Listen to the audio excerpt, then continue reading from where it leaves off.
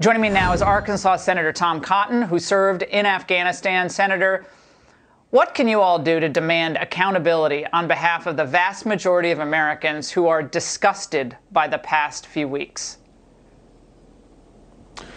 Well, Laura, I share your sentiment that my patience is tapped here. For the last 2 weeks, my office, like so many congressional offices, was focused on trying to get American citizens out of Afghanistan. Joe Biden broke that promise. He promised the Taliban would be out by August 31st. He promised the Americans in Afghanistan he'd stay to get them out. He kept his promise to the Taliban. He broke his promise to Americans. Now that all troops are out of Afghanistan, it is the time to demand answers, to hold accountable all those officials who created the terrible conditions that we've seen in Afghanistan for the last several weeks. Some of these things are very simple questions to which there are knowable answers. What did the military recommend to Joe Biden about Bagram Air Base? Who decided to close Bagram Air Base? What were the arbitrary troop numbers that were capped at the end that led to the closing of Bagram Air Base? There's a lot of very simple but very critical questions to be asked, and the answers are knowable. They're sitting on a piece of paper somewhere in the Pentagon and the White House, and it's time for Congress to demand those answers in the weeks ahead. It's also time, as you say, to ensure that we are conducting rigorous oversight of the resettlement of refugees in this country. Look, we all want to protect and welcome those Afghans who served alongside American service members. We've heard from so many people in my office, service members and veterans, who vouch personally for their translator or their interpreter. But we evacuated more than 125,000 Afghans at last count. Many of these had very little, if any, connection to our service members over the last 20 years. Look, I'm glad they're out of the Taliban's grips, but they have to qualify under American law before we admit them into this country. They cannot be a threat to this country. And like the Trump administration kept many Syrian refugees in Jordan, leveraging our relationship there, that's probably what we're going to need to do with most of the Afghan refugees who are in places like Qatar or Turkey or Albania or other countries. I'm glad that they're out of the Taliban's grip, but it's not our responsibility to welcome every single one to the country if they did not contribute directly to our military forces there over the last 20 years. Right. Well, we keep hearing things about Afghanis who are at risk need to be out of the country. Well, that's millions of people. That's not 120,000 people. We're talking several hundred thousand or millions of people.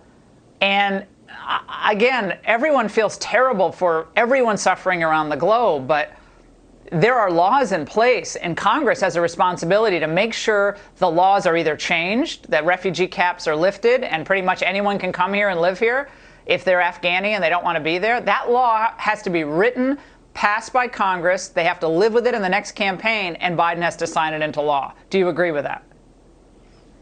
Yeah, Laura, part of our oversight will be looking backwards at the failures that created these conditions in Afghanistan, but an important part of our oversight in Congress is exactly what you suggest, ensuring that the Biden administration is following the law.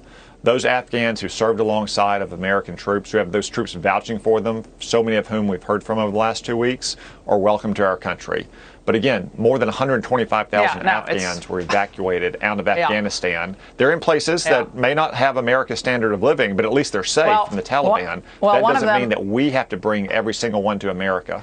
Well, one of them is already, the Washington Times reporting on one Afghan who was convicted of rape and deported and then made it back to America on one of the evacuation flights. Again, I just don't trust these people to vet people properly or to handle this properly. There has to be rigorous oversight. All right, I want to get to one comment from General McKenzie that stuck out today. Watch. I will tell you the Taliban have been very pragmatic and very businesslike as we have approached this withdrawal. They were actually very helpful and useful to us as we closed down operations. They established a firm perimeter outside of the airfield to prevent people from coming on the airfield during our departure. Senator, we have 13 Americans dead, and we have the CENTCOM commander praising the Taliban. Your response?